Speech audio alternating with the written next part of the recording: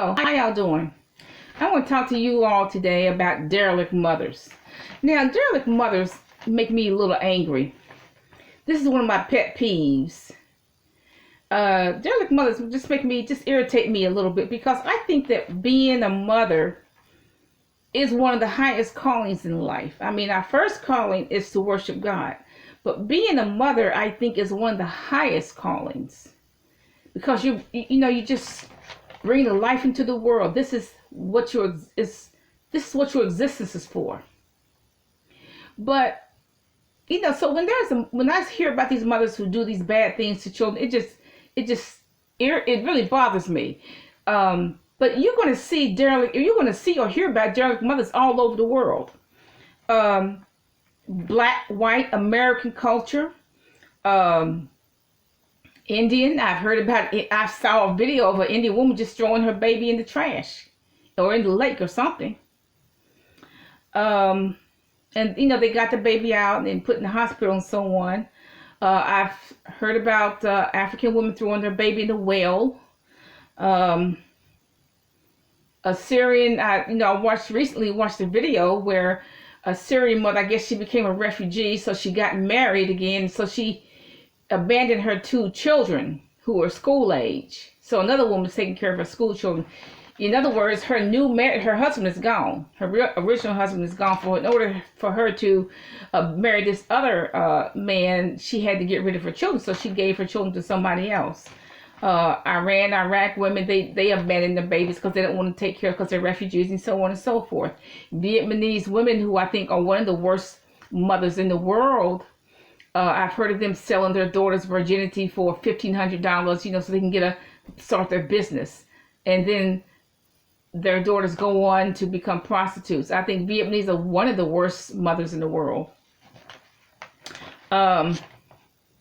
I've heard so many stories, and even in American culture, you can hear about mothers giving their children drugs at 9, 10 years old. They're smoking at 9, 10 years old. They're allowing their boyfriends or their husbands to molest their son or daughter at a very young age. So these are derelict mothers, okay?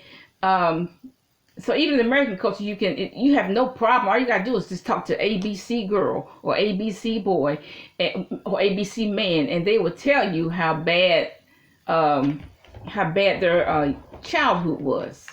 Okay. Now, black women who are derelict is particularly painful. I find that to be particularly painful in light of what we have been through in this country with slavery and all. I just find that to be particularly painful.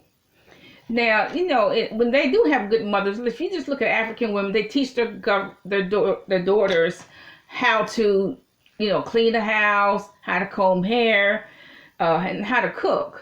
But I have only met a few black women who have taught their daughters, or I've heard about a few black women who taught their daughters, how to clean the house from top to bottom, how to cook, how to comb hair. Now, if you're a female and you don't do these things, you got issues. You don't clean your house, you don't comb your daughter's hair, you don't comb your son's hair, or you don't cook. You got issues. You got issues. You don't want to be a parent. I don't think you want to be a mother. You got issues. You got troubling issues. Now, how did black women become whores? Not all black women are whores, but slavery. Let's get real for a minute. Slavery made black women whores because the white male or his overseer had control over the black woman's body. And so the white man, particularly during slavery, turned black women into whores. And so that thing has been a generational curse in our culture, even up until now. They even talk about it in music, calling black women hoes and bees. They always got names for us. Thoughts, that whore over there. Hoes, not even a whore, a hoe. They got names for us. Now, we have that generational curse today, but you don't have to have that generational curse. You don't have to comply with that generational curse. When mine was born, I asked Lord for this particular thing, never to let my child ever do this particular thing. And that has not happened. My child is grown now. And so you can pray over the children the day they're born. And the Lord is faithful to who will keep your child from that. And one thing I vowed was not to raise mine the way I was raised. I just threw everything the way I was raised in the trash. Okay, I just vowed not to raise mine like that, and I think I did. I did not raise mine the way I was raised, which is what I've always wanted. Now, if you have a 13-year-old and they're shooting or they're pointing a gun to someone's head for carjacking, now look, that is a parent. At 13 years old, that is a parent problem. That child is gone. He has a gun. He's pointing at somebody. That child is gone. You can't do anything to help him. But see, that's a parent problem who has given her child up to the streets.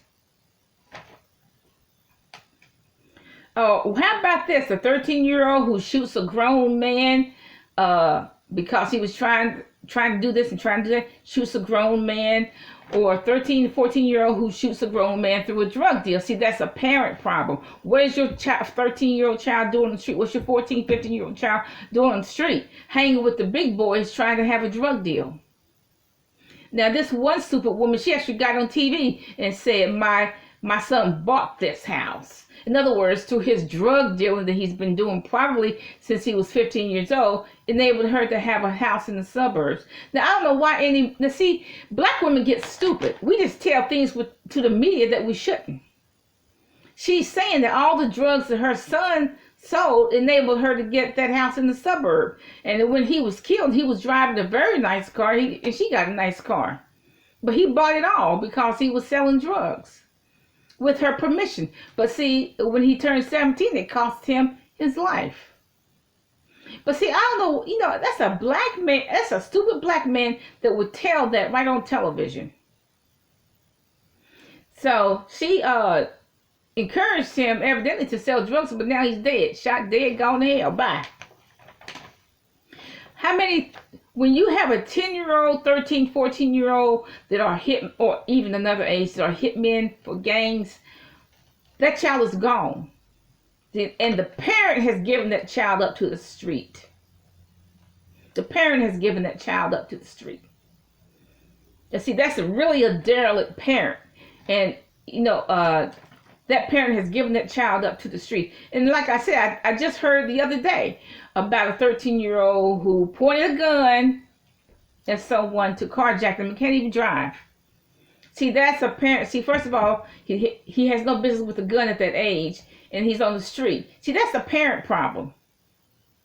She doesn't want to be a parent. She doesn't want to raise him. She doesn't want to get the gray hair, because if you're really raising your children, you're gonna get the gray hair. You don't get the wrinkles. Okay? But she doesn't want to get the gray hair or the wrinkles, so she just turned her child over to the streets to carjack people. He's gone.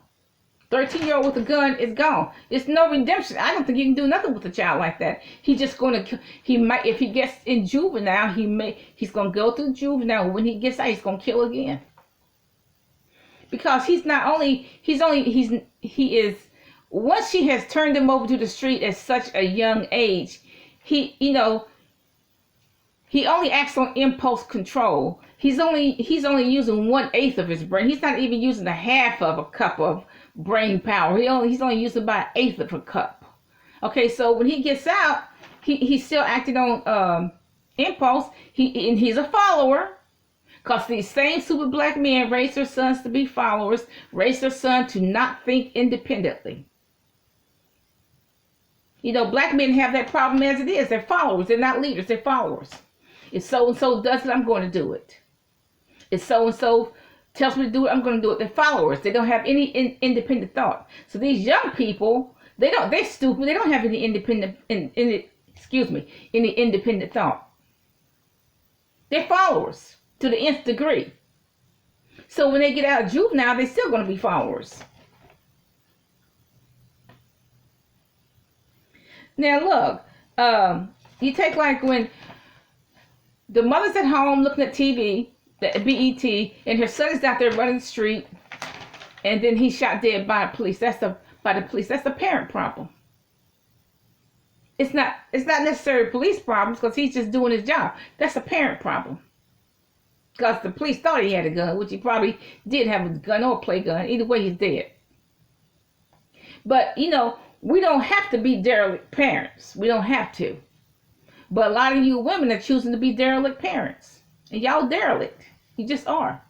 And you're raising generations and tens of thousands of black men, young black men who have no impulse control. All they're using is 1/8 of their brain. They do whatever comes in their minds first. You black women have given your son or daughter up to the streets for the streets to raise them. And the streets are going to raise monsters. What you expect? Because you're too lazy and trifling to be a mother. You're too lazy and you want to be a derelict parent. So your son or daughter is hitting the street at 12 or 13. And he's either going to get killed or be killed. All because of you being a derelict parent. But, I admit we don't have to be derelict parents. It's going to cost you to be a parent. It's going to cost you blood, sweat, and tears to be a parent. But there's nothing in Scripture that says raising children is easy. It's nothing in Scripture that says that. But we don't have to be that way. But you are, you black women, you won't comb your child's hair. You won't teach your children how to clean up the house. I don't care whether they're male or female, they should know how to clean up the house from top to bottom. You're not teaching them how to cook. It's a whole lot of men to cook. Okay, it's not a feminine chore. But see, you derelict because you're lazy. You rather watch BET. You rather just fantasize that you're 20. Okay, so you don't want to go out there and find your son and find your daughter, see what they're doing. But we don't have to be. We don't have to be a derelict parent. We don't have to be whores either. Have a nice day.